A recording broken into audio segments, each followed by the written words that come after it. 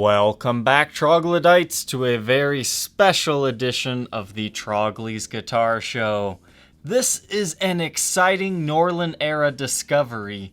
This is a guitar I'm pretty sure nobody has seen before until today. Well, unless you watch my Norland era collection video, or if you follow me on my Instagram, because I did share this guitar briefly on those two accounts. But this, I believe, is either a one-off or a very limited production guitar. We're talking like less than 50, maybe even less than that. This is the first example of what I am calling a super standard. Now, why am I calling this a super standard? If you've been following my channel, you're gonna understand why, but let's do a little bit of rare guitar history. This guy right here is called a The Les Paul. This one used to be owned by Steve Howe, but that's irrelevant for this lesson. It is the fanciest guitar that was built in the Norland era as far as Les Pauls go. Some of these Citation L5s get a little bit higher end than this, but this is like the cream of the crop, the king of the Les Paul customs. And what makes this guitar interesting is it has a maple top with laminate maple back, laminate maple sides, and a one-piece maple neck. Now you notice I say laminate maple. Now what that means is it's just kind of a thin sheet of maple. We're talking still a decent size of maple, but the core of this body is mahogany. And I call these mahogany cored guitars. There were 18 of these guitars made in wine red, and then there were 59 of them in a natural finish. So that makes for a total of 77 The Les Pauls. The claim to fame for these guys is their wooden appointments, but the thing to remember here is how they're constructed. Not everyone knows about a The Les Paul, but if you're within the collector community of Gibson, you kind of have heard of them. You might not have seen one in person, but you know of their existence. So let's go back about 6 or 7 months ago where I made another personal discovery. Step in the Super Custom. The Super Custom was built as an end run to the Les Paul. So it's constructed the same way. You have the maple on the top, you've got the maple on the back, and you've got the maple on the sides. But once again, mahogany core. And even though this example doesn't have great flame around the sides, it's kind of minor, you can see that it's a mahogany core because it has an extra strip of binding right here. That's where they capped off the maple on the sides because it was too hard to bend all the way around. But the Super Customs were made in 2 different runs. There was the initial one that was leftover parts of a The Les Paul, and then there was the 1984 run, which is this one. And this one was built strictly for the Japanese market because Neal Schon got his hands on one of the original ones and he made it really incredibly popular. So Journey was huge in Japan, so they made less than 100 of these reissue ones. Now I have had an original run Super Custom on this channel, so make sure you check that video out because they're slightly different. Those ones actually still have the 5-piece maple neck, whereas the reissue ones did not get that. This one actually has a 1-piece. But the fact remains the same. It has the mahogany core. Now previously, before I published videos on Super Customs, most people have never even heard of these things. They'll watch Neal Schon play one in some music videos like Any Way You Want It, and they'll always ask themselves, what is that guitar? So I was finally able to answer that question for many people. And I thought that was an exciting discovery, a Super Custom. Now there were a few other people that have heard of them before and have shared photos of theirs, and I actually found the very first Super Custom. Apparently that guy bought it from a dealer who bought it from Les Paul himself, and that one still had wooden binding, and that thing was just absolutely beautiful. I was really glad he shared some photos with me. And now this buddy. This is what I am calling a super standard because it is built the exact same way as the Super Custom and very similar to the Les Paul. So once again, maple top, heavily flamed. back, heavily flamed maple laminate, as well as the sides, heavily flamed maple laminate. But you can see once again you have a binding strip right here. And here we go, a 5-piece flamed maple neck.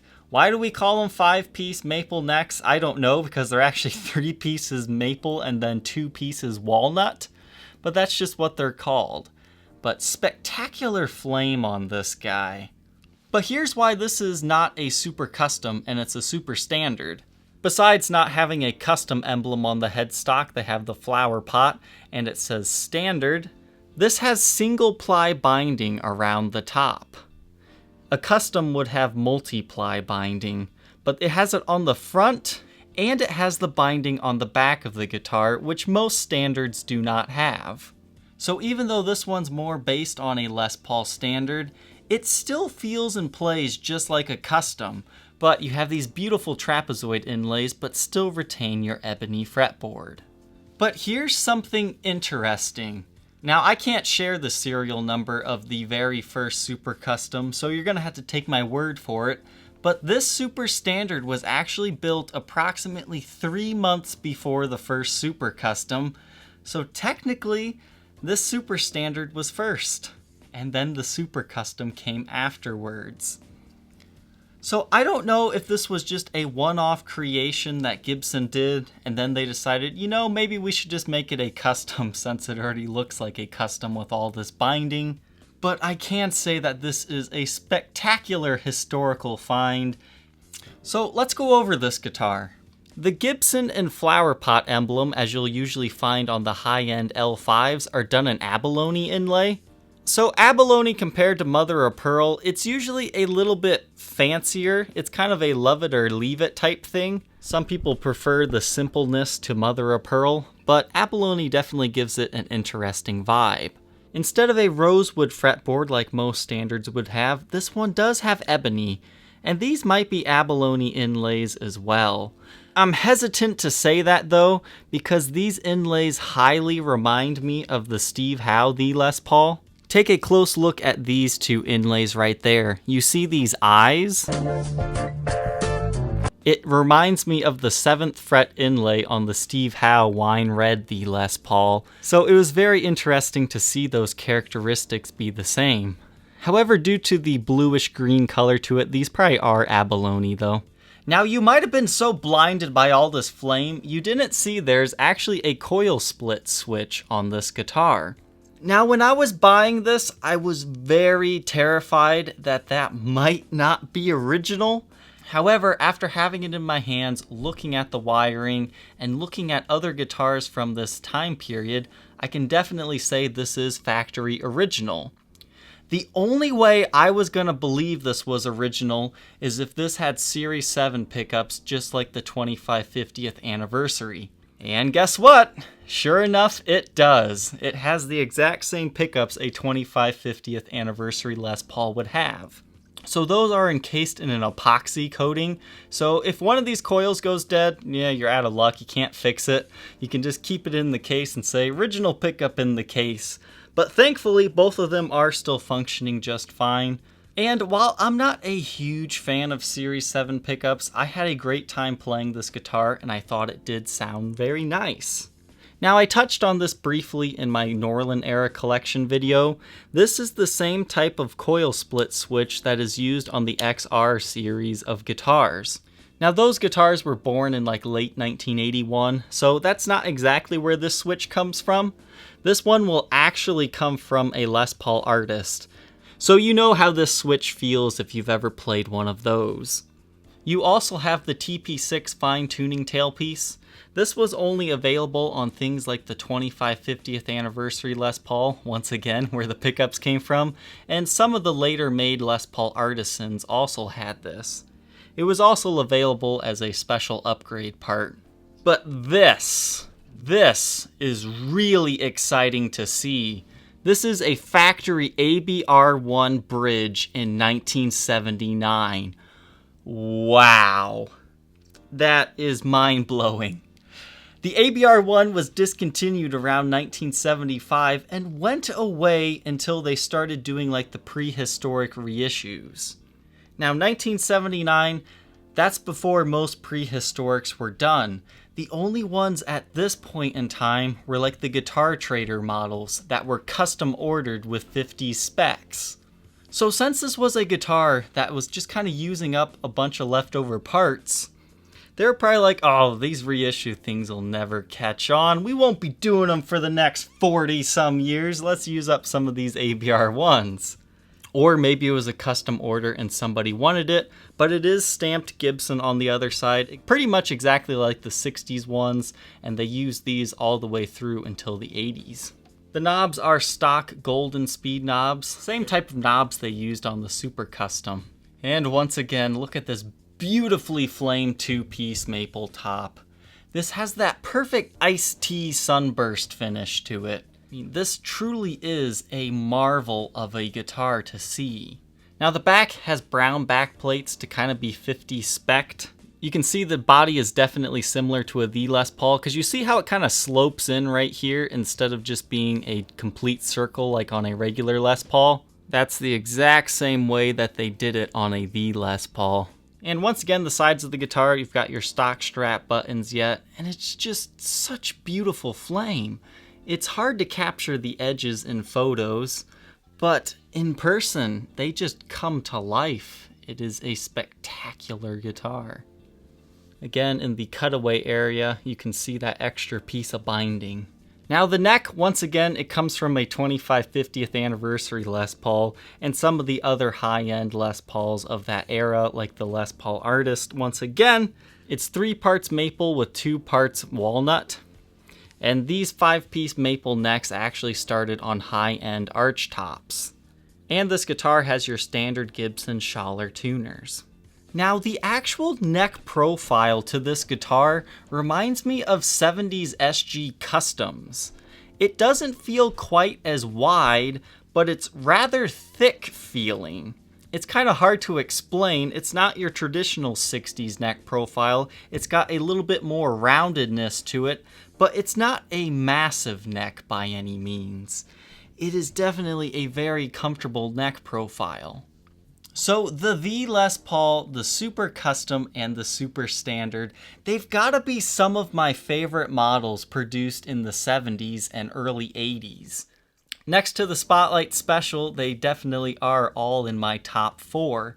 They are very rare guitars, and I am very happy that I've been able to have one of each and help in aiding the documentation of these guitars.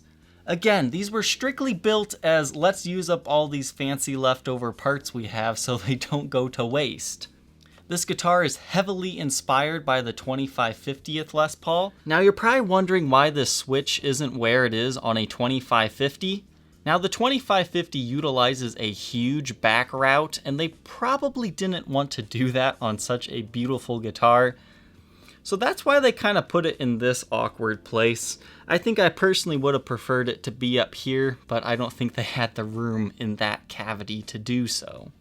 So we have many attributes from a 25 50th Les Paul. The body is constructed the same way as a The Les Paul and a Super Custom. And one last The Les Paul feature is it has a massive volute. Case in point right here on my natural one, this volute is massive. So now that we've learned why this guitar is just so darn special and kind of what made it up and inspired this guitar to be built, let's go ahead and hear how this legendary guitar sounds.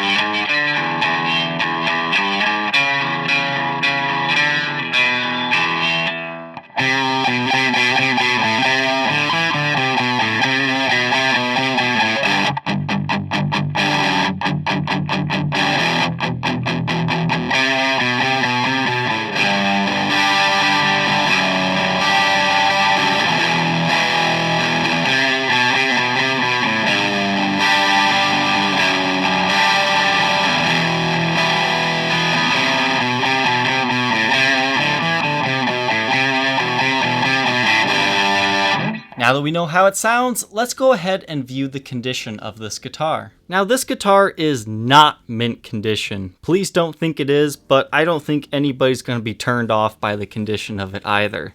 But you can see you've got some very light scratches on the face of the headstock just from string changes. Now you could probably polish this up to make it look a little bit better. I just lightly wiped it down because I thought it was beautiful as is. The lacquer has aged this really nice lightly aged hue, so it's not too new that you're like, wow, that's too new, I don't want to touch it. But it's not so aged like the Super Custom that I have now that most collectors don't want that one. Now I do want to say that these frets have definitely been leveled and crowned a few times, and it appears that the fret nibs have kind of suffered from that. They're definitely still there, but the frets are like brand new, so somebody had to have worked on these. We'll get a close-up here. You can see that the fret nibs are definitely worn along the top edge here, but as you go up the neck, you can start seeing those nibs reappear, so it's definitely still the original frets. Again, what I'm guessing has happened is a level recrown job to make them look perfect. However, to be 50s spec'd, fret nibs were never actually that large, so I'm guessing this guitar was built with a lot of 50s attributes, such as very small fret nibs. Your ebony fretboard's in great shape. I think I've oiled it twice in my time of owning this guitar, because I first got this one a few months ago. It's so special I don't want to sell it, but I figured I might as well make the video and make it known that it is available. The face of the guitar, it's in great shape. You've got some very light picking scratches and light wear, but nothing too extreme on this one. Now you're going to have some handling marks from me touching it, but besides that, just some light scratches. There's no major nicks or dings to the guitar. Just what you would expect. I'm sure a professional polished job would do this thing wonders, but it's clean enough that most people would be very happy owning this example. And let's face it, this was probably a one-off or one of like 2 or 3. Who knows? I'm hoping this video will actually surface another one of these. Again, you have your original pickups in here. They're the Series 7 tarbacks. You can see the gold plating on the neck pickup is a little bit more worn. You probably had somebody that liked to play up here and their sweat kind of matted the finish. Whereas the bridge is a little bit more shiny, but does have some tarnishing to it. I mean, the gold's not perfect. There's some light wear to it, but for the most part, it definitely looks the part. You've kind of got the same thing going on with the bridge and the tailpiece, some light pitting to the gold. Now, the back of the guitar, your serial number is 72089027, made in USA. I do want to point out right here, it looks like somebody was taking it out of the case and probably bumped it against the ceiling and was like, no, my perfect, pristine collectible! And it kind of chipped the lacquer a little bit here. I'm guessing the blacklight test will show this much better, but there is a very small chip to the clear coat and some light edge wear to this guitar. Now the volute did its job. You can see it's got a small ding right here where it kind of broke the finish a little bit. It's not too overly apparent, but it is there. But besides that, there's only one small little area on the neck that we'll have to go over. No missing finish or anything necessarily, but there is a very tiny little white speck right here. I'm guessing that might be a small nick in the finish, but I'm not quite sure what that is, to be honest. But check out all this flame. This is one of the nicer flamed maple necks I've had because it's got some nice wide flame to it. A lot of my The Les Pauls have nice tight flame which looks spectacular, but this wide stuff, it's delicious. Now along the neck joint you have your typical lacquer lines that usually form on a Les Paul. You've got nothing to worry about there as far as the structural stability of the guitar though. Back of the guitar, luckily nobody was wearing any crazy belt buckles, but you do have some light scratches and some minor worming marks. For the most part, this thing's pretty clean, besides my fingerprint smudges. But overall, just some light nicks and dings as you can see here. Again, the guitar's not mint condition, but it's not trashed either. The pots are original. Only one of them is readable to late 1977. That definitely lines up with when this guitar was made, as well as some of these used up parts. What is interesting about this one is it is completely wired in 50s style, which is very cool to see once again. Now the sides of the guitar, I don't really notice any major blemishes, just again some light scratches from where it rests against you while you play, as well as a few light impression marks, but nothing that's going to scare most people away. It's just a spectacular flamed maple side. You don't see flamed sides on a Les Paul every day. So let's go ahead and look at this guitar under blacklight. Under blacklight, everything glows the way I would expect to see. Even your pickup rings are glowing, as well as the plastics. You've got beautiful glowing speed knobs, which tells you they're original. Sometimes it can be hard to tell if a golden speed knob is original. You've got to really look at them a little bit longer than a black version. But no wear to the finish at all on the front. And the headstock is also glowing the way I would expect to see it. Back of the headstock, everything glows the way I would expect to see as well. And here you can see that very small lacquer chip I was talking about earlier. Back of the headstock, everything's looking good. You can see once again you've got that small chip there on the volute, but no breaks, cracks, or repairs. And you've kind of got the same green glow for the rest of the guitar. The back of the guitar is also looking good with minimal wear and tear. You can see you've got a few small nicks and dings right there. Sides of the guitar are also looking the way I would expect to see.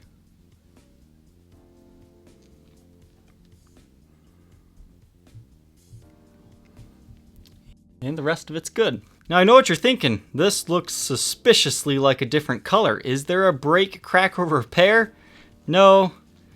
You can see that in all the darker finished areas on this guitar, it glows a slightly different color due to the base coat of the finish underneath. You can see that's present on the back where it's a darker green color on the dark parts, as well as on the sides. I was a little bit freaked out about that at first, but now that I look at the rest of the guitar, it completely makes sense. Once again, in normal lighting, you can see how the finish is slightly darker in these areas. It's the sunburst color versus the yellow. Now, the original case for this guitar threw me for a real loop. Now, the person who sold me this guitar didn't show me the outside of the case, so at first I thought this was a 50s Gibson case that somebody just gave this guitar later on. However, from the outside, this looks very 70s, very 80s. This is just kind of how cases looked back then. You have 4 latches on the front of the case, and then you'd have a single back latch. Now, the color for Les Paul cases in the 70s is usually like a red interior. The earlier 70s is generally like a purple. There is a blue/teal one as well, but this is a first for me. Surprise! 50s Gibson yellow gold. I think they also did these in the late 60s, but wow. This is a very vintage Lifton-esque looking case. And you can tell that this guitar has been in it its entire life. It has the impressions of the guitar everywhere. This had to have been a one-off or very small run of cases just for this type of guitar. I know the Super Customs got their own version of a Lifton reissue case, but this is the first black and yellow Bumblebee case that I have seen. You can see the pull tab here is a little bit frayed, but on the inside you do still have your compartment lid. But the interior for this case just pops that middle burst of this guitar. It is like the perfect case for this thing. If you think you might be interested in being the next owner of this very rare Gibson Super Custom, feel free to contact me on my Facebook page, facebook.com/Troglys, Troglys, or check out the link in the description. Thank you for watching, Troglodytes. I hope you enjoyed this rare documentation video of a guitar that most of us had probably never even heard of before. Don't forget to like, comment, and subscribe, and we will see you tomorrow on the next episode. Take care.